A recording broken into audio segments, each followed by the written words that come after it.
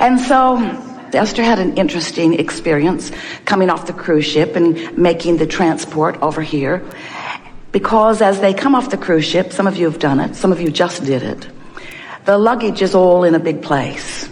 All of the luggage. They take it from you the night before, which makes getting off the ship really easy. You just bring a very small bag of things you couldn't live without through the night. And so there your bags are, and there's quite a frenzy, a lot of people, a lot of bags, a lot of sifting and sorting. And the wonderful people that were helping Esther and all of this great team off the ship were sort of guiding them. And Esther could see her 3 bags, her 3 very big bags, and all was well. They were on the luggage cart, but Esther started getting this feeling of discomfort about the luggage. And she wanted to tell herself that it was irrational, but it was a strong feeling of something not going the way she wanted it to go. Now, you could say it was a little bit like falling a little bit out of an airplane, because there was a momentum to it. Esther felt it rather strongly. And she wanted to do what she really does well. She wanted to wrestle it to the ground and kill it. She wanted to stand there and watch the bags and make sure that the right bags got put in the right van, because she's a smart girl and she has seen the wrong luggage go in the wrong van to the wrong place on more than one occasion. So she has a vibrational pattern about things maybe potentially going wrong, or she has psychic sensing about things maybe potentially going wrong. Oh, what to do? Which is it? Which is it? Am I falling out of an airplane and I should just wait for a minute and it'll be over? So Esther decided, I'm going to, once and for all, under this stressful condition, behave myself. I'm going to put myself in the van like all my staff wants me to do. They want me to take my worrisome self and get out of the way. So Esther took her worrisome self and she got out of the way. She got on the van and she thought about falling from an airplane, and she thought about going general. Things are always working out for me. But she questioned, what is this feeling about? And does it matter at all? And then she remembered that just a few days ago on the cruise that we spent quite a bit of time talking about when you have that negative emotion is really not the time to try to get to the bottom of it. Because there's enough momentum that if you try to get to the bottom of it in the middle of it, you'll just amplify it. And so Esther thought, I'll just go general. And she thought, things always work out for me. She thought how well everything had been going. She felt appreciation for this magnificent crew that goes with her nearly everywhere she goes, who make sure as best they can that everything is the way she wants it to be. They arrived at the hotel and Esther's bags were there. So was everyone else's bags. And Esther thought, so Esther, what was that about? And then they pull off a bag that didn't belong to any of them. Belonged to one of the clients who was on the ship, some very well-meaning person. They had stolen her bag. They'd stolen her bag and away they had run. Esther felt some measure of relief about it. It's always satisfying to see the thing that has gone wrong that matches my sensing of something going wrong. And then Esther spent a good part of the night trying to figure out if it had gone wrong because of her, or if it was going wrong and she sensed it. And we say a little bit of both. However, what we really want you to hear about that is we don't want you to be shy about following your impulse, because you have guidance for a reason. And when you are standing in a situation where you feel that something is not the way you want it to be, is it so wrong of you to get out and look at the names on the tags? Because the people who were handling the bags had never seen any of these bags before. They didn't know any of these people before. They really were not in a position to really know how to do what Esther knew how to do. So would it have been so wrong for her to take action? And this is really what we're wanting to talk with you about. We want you to find this wonderful marriage between the inspiration that you feel, your vibrational reading, your intuitiveness, the inspiration that comes through, the guidance that is coming from broader perspective, and how your action fits into it, you see. We want you to be the physical beings that you are and to apply the action that you know how to apply. We just want you to do it from this place of vibrational alignment. Now, we have to say to you that we want Esther to know that it is not possible for her to have negatively created, because there has never been a happier girl anywhere on the planet than she was being in that moment. In other words, they'd come off the most successful, most delightful, most fun-filled week. Esther said, I laughed more in the last 7 days than I have in the last 7 years. In other words, there was so much fun that was going on. And so she should know when she asks that question. Now, she knows she has some residual stuff going on because she likes the right luggage to end up in the right van and go to the right place. All of you do. But she also knows that she was in a good vibrational place. And because she was in a good vibrational place, she was getting intuitive inspiration from broader perspective that was giving her an understanding that there was something that was a little amiss there. And it was not a magical thing to understand because there was chaos that she was witnessing anywhere.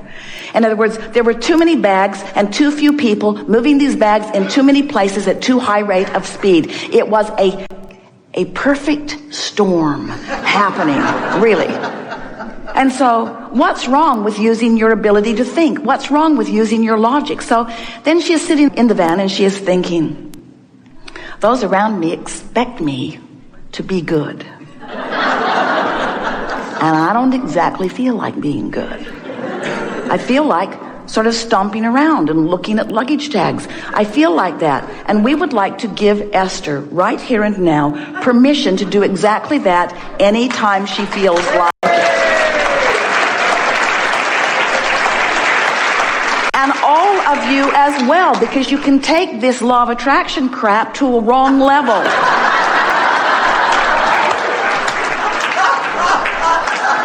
You are physical beings here in physical bodies. You've come with eyes and ears and noses and fingertips and tongues. You've come to decipher your time-space reality. You don't need to look into a crystal ball to figure out if your bag's on the bus. You have the ability. We just want a comfortable integration between all of this. And we want you to know that everything is always working out for you. But isn't it fun to be a deliberate creator? Don't you want to be deliberate in that which you are about? And don't you want this perfect vibrational marriage between your intuition and your action? Don't you want to just dance this dance where when you get an impulse, Esther calls it a hit, when you get a hit on something, don't you want to feel it in a very strong way? So then, Esther and Jeannie, Sister Jeannie, are back in Esther's suite, and Sister Becky calls from the other room. And Esther said, don't answer that because you never know who's calling the room, and everyone who knows us has a cell phone. But Jeannie thought it would be a good idea to answer it, and sure enough, it was Becky who hadn't been told that we don't answer the house phone. And then Esther thought, I wonder if Barbara let the front desk know not to put any calls through, because sometimes it can be a very busy night as people look on the internet, figure out where Esther is, and then want to have a private chat with her. And so they went to bed late. They were having such a good time. Esther set her alarm. She said, 6 hours is good. If I can get 6 hours of sleep, it will be just fine. Not enough, but just fine. Not enough, but just fine. Not enough, but just fine. Not enough. And at 1:30 in the morning, the telephone rings, or 12:30 in the morning, the telephone rings, and it's someone who just wants to chat. Esther saw that one coming too. She saw it coming. She felt it coming. She felt it coming, but instead of acting on it and making a phone call right then to the front desk, instead, you see what we're getting at? You have all kinds of things. Even Becky was inspired to make the phone call in order to set that into motion. In other words, there are all kinds of things in the works for you. All kinds of things helping you live the life that you want to live. In other words, in the precise category of things are always working out for you, But how do you think that is? Lots of times it's an inspiration of somebody next door to make the phone call. Lots of times it's something that is just coming. In other words, your vortex is full of everything that you want, and your grid, which we're going to talk a lot about here today, is your point of attraction. And as things are flowing from your vortex into your grid, there is a momentum. That's what inspiration is. That's the details filling in. All of those things are things working out for you. But when you get freaky and you start saying, I'm the creator of my own reality and I'm responsible for everything that goes right, yay, and I'm responsible for everything that goes wrong, less yay. Boo, I'm responsible for my own life experience. We want you to relax and have more fun and loosen up and follow your intuition. And most of all, and this is the point that we're making, the most important point that we make all day or ever, ever, ever, ever, ever for the likes of you deliberate creators, there are two ways for you to know how your vibration is. In other words, your guidance system really is about the vibrational variance between who you have become because of all you've lived and what's in your vortex.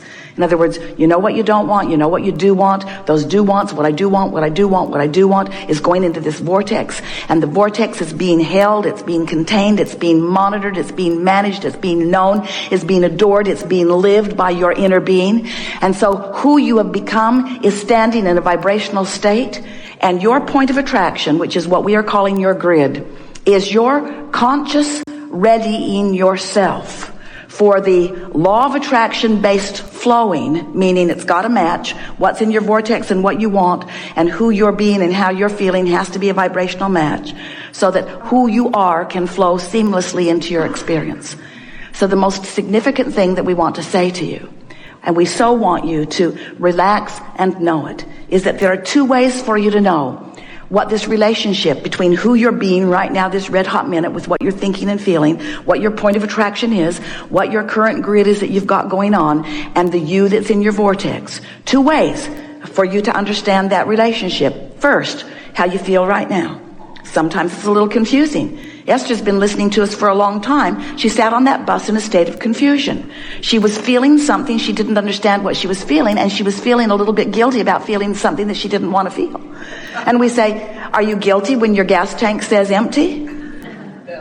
So guilty about that, I've put a happy face sticker over it. I don't want to read my indicators.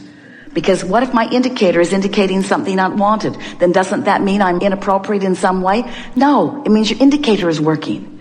It means there's something that you want that you're not a vibrational match to. So the first way is you feel it. The second way, we love you very much. It's going to manifest and it's going to be obvious. Don't you sort of like that? Don't you like it when something that you felt manifests? And you recognize, oh, that's what that was about. And then you are in the perfect position. Then you are in the perfect position to smooth out your vibration, what we call prepave for your future experience. So we would like to make a startling, maybe to some of you, certainly blunt statement. We think it would be a good idea if you would do your creating in advance. In other words, just plan for things as you want them to be, and then just live with what you've already planned. You're following? Yeah. Good. We're eager to talk with you about anything that is important to you. Nothing is off limits, but there will be a wonderful, delicious unfolding here. You're going to be closer to us than you have been before.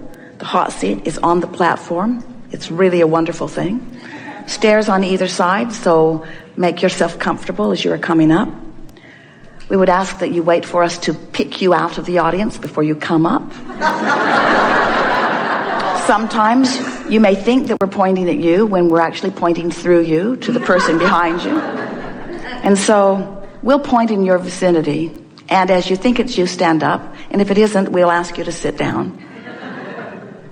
Pouting doesn't help. We're going to have a wonderful day.